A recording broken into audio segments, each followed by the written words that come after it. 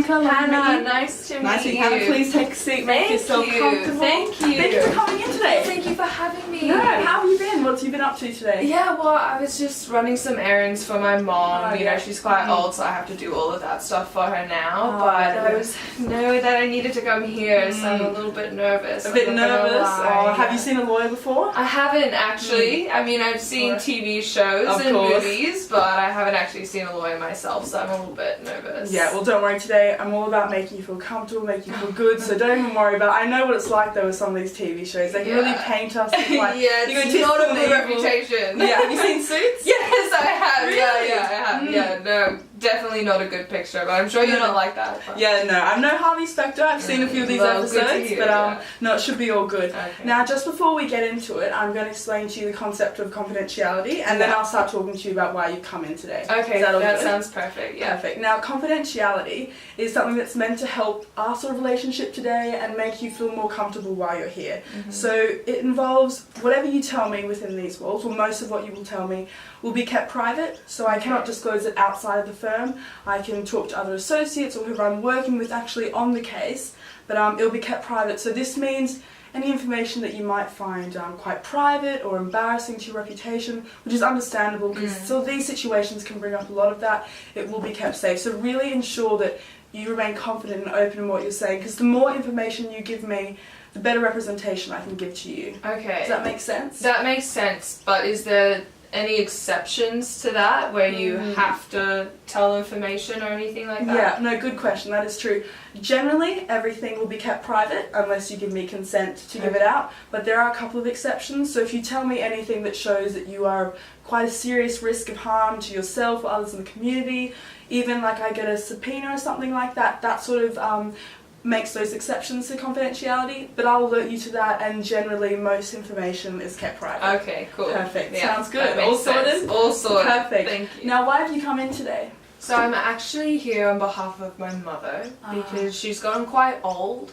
So, you know, she's forgetful, she gets very suspicious of people, she has to have people look after her all the time, and it's just getting a little bit hard watching her not be in a state where she can really look after herself right now. Oh, right, so it's that hard sort of time when you're watching your loved ones as they're struggling, especially your parents. It's quite a difficult situation. Exactly. I know it's what happens when they get old, but it's just hard to watch. So. No, I understand. And you mentioned suspicious. Could you like to elaborate on that? Look, she always thinks that people are stealing from her. She always will think that the carers that come to help her clean the house, because she's not able to even clean the house by herself right now, she thinks that they're stealing things from her, or that some of my siblings are doing her wrong. Like, she just gets really suspicious about people's behavior around her. Oh, right. How are you coping with that?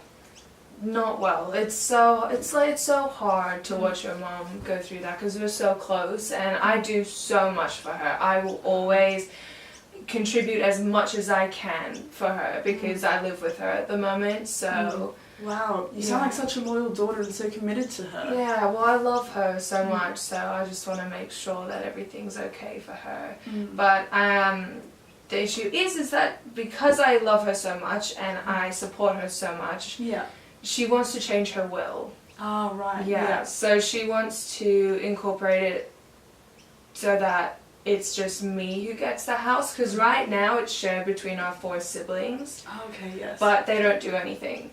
Oh, right. So she wants to change it so that I get the house and I don't need to split it with all the other siblings. Oh, right. So she wants it to reflect that all the work that you do compared to your siblings. Yeah, exactly. She wants it so that I... And this change in the will would constitute just you to receive the house, not the siblings? Yeah, so it would just be me, because right now we would be sharing the house if she were to pass away, but she wants it just so that I inherit the house. Okay. What is the house like then? So it's our childhood home. It's in Wahroonga. It's a little bit big for just her, but with me living there as well, it's a pretty nice size, and it's appreciated in value quite a bit since we've been living there. Oh, that's good, that's good. I'm sure you've also got some lovely childhood memories in there. We have so many memories. Oh, wonderful. And how is your mother's relationship with your siblings? She is not the closest with my siblings. Like I said, she gets pretty suspicious of them, so she's a little bit wary about my siblings at the moment. And she doesn't really understand how I can help so much, but then they can't help at all. No, it'd be hard. You wouldn't be able to have the same relationship Yeah, if they're contributing exactly. differently. Yeah. Really. So, if you've always been, contributing and helping, has that always been a thing? Have you always been that close in your relationship with your mother? I wouldn't say that we've always been close. When I was growing up, I definitely was way more independent, and I moved out at quite a young age, so we never had quite the closest relationship. Right, no, I understand. So that makes you sound like you're quite an independent sort of person on your own, quite doing your own thing. Yeah, for sure. So if you're quite independent, quite quick to move out of home, what really drove you to move back with your mother, to be living with her again? Well, I had a job in Victoria, and I was just trying to make ends meet and everything, but unfortunately I lost my job, so I had to move back to Sydney because Mum offered for me to move in with her, and it's not ideal, but I definitely the finances got so stressful. That was my only option. I felt like I had no other choice, and I was just so limited to what I could do that moving back to Sydney with Mom was probably the best decision that I could do at that time. No, it's so limiting when you've got limited financial resources, and sometimes those moments just make, like, you have to be living with a parent to doing things like that. Exactly. Is it a short-term option to be living with your mother? It started as short-term, and obviously I don't like the idea of living with my mother forever, but it's the only way I could make ends meet, so it's definitely a little bit longer than what we had been anticipating, because my current job just doesn't pay the same. Right. So I need a roof over my head. No, of course, and those situations, no, it sounds like such a frustrating situation, then to put it with also taking care of your mother. Exactly, it's so hard to balance. Have you thought about possibly moving your mother to a nursing home so that way you can sort out your own housing situation? I don't think that that would be a very good decision. May I ask why?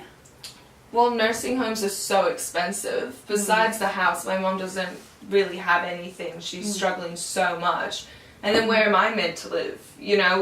What am I to do? I need a roof over my head. My siblings won't help me out at all.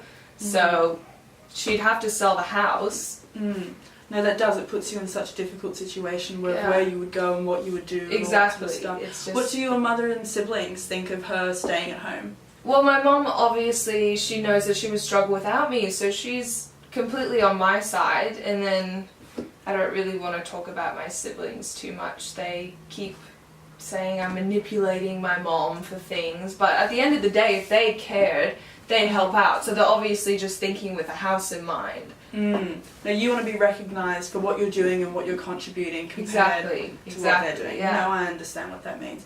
Do you have anything else to add about what you've come for today?